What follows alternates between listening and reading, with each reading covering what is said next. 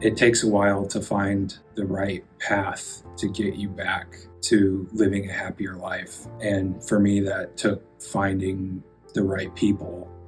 And that's what I found here. The thing that's really special about the Samaritan Center is that idea of trying to get people back to a functional life. There are a lot of people that need help, and it's important for people to go to counseling when they have needs like that. We never turn anybody away, and I think that's the goal. Because there's a lot of people out there who wouldn't get care otherwise. We see people from 3 up to 89. You know, it's a huge need, and we have a lot of patients that I don't know where they would go if we weren't here. So the Samaritan Center really is unique in that we try not to fire you because you can't pay. And that's the key, is that, I mean, especially with mental health. We want to make it so that anyone can get help and not feel overwhelmed by the cost of it. Here, you know, that doesn't matter. If you need to be seen, we will find a way to get you in and provide you with those services. So it's really important that we're here, because many people that come in our door, otherwise they wouldn't afford it and they wouldn't be getting help. Without places like the center, when you find that kind of person at their lowest spot and they're having the trouble is when the mental health is pulled out from underneath them. And that's just backwards. A lot that we see just don't have any other access to any kind of help.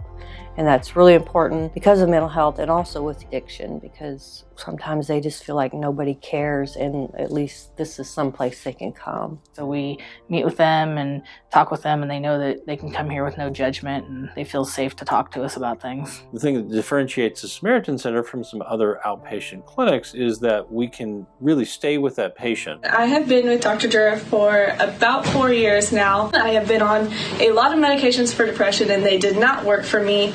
None of them worked for me. Then I went here and met him, and he made me feel super comfortable and safe. He has helped me in so many ways with getting me away from the thought that medication is not going to work. Because in all reality, him and the medication actually have saved my life. Because I would not be here if the anxiety was still how it was when I first met him. We have numerous success stories of patients who utilized funding from our sources such as United Way and now don't need that funding anymore because they got through their crisis and got back to being a productive member of society. Well, I see as many people as I can, but I only work 3 days a week, so we need another counselor very much. These people have been waiting for a while because, you know, we just didn't have enough people. And I know I'm busy every day that I'm here. I usually have between 30 and 40 patients on the schedule. We're the only center in Northwest Missouri that is not a crisis center. There's a great need for it, and if you don't have the money, then you're not going to get treatment. Or if we offer funding and we're nonprofit, then they know that they can come here and get the help that they need. Some people we see for $5, $10 because that's all they have,